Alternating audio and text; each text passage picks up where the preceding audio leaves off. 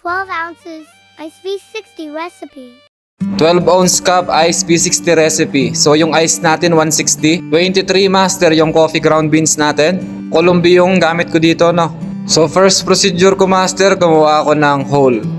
So after nito master, blooming stage na agad tayo, no. So after nga nito master, yung temperature ng tubig natin 89. So blooming stage na tayo master. When the water hits the coffee, start the time. Dapat sabay lang master, no. Tulad niyang ginawa akong ganyan.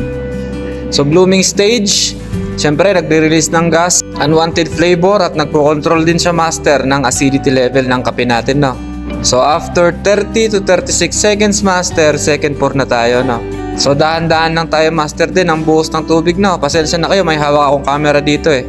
So second pour natin master, magdadagdag lang tayo ng 50. So hindi nga pala ako master masyadong nagbe-base dyan sa seconds na yan, no. Pagka malapit ng ma-drain, magbubuhos na uli ako. Nating hahayaan master na drain na, saka tayo magbubuhos, no. Pero nasa sa inyo pa rin yan kung susundin nyo yung sinasabi ko, no. Kasi nga may iba-iba tayong diskarte sa paggawa ng V60. So third pour na tayo master. Dagdag lang ulit tayo dito ng 30.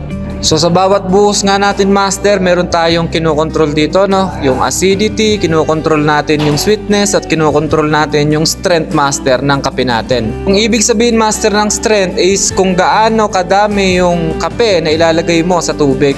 Kung gaano master ka powerful yung magiging lasa ng kape natin, no.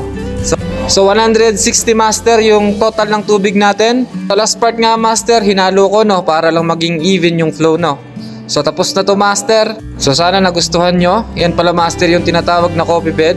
So para sa akin master, ang the best na V60 is yung balance lang yung acidity, yung fruity flavor or yung sweetness, at saka yung strength or yung tapang master ng kape natin. Lahat ng nagme-message sa akin, pa messenger man o WhatsApp, ito na po yung request nyo sa aking Ice V60. Enjoy!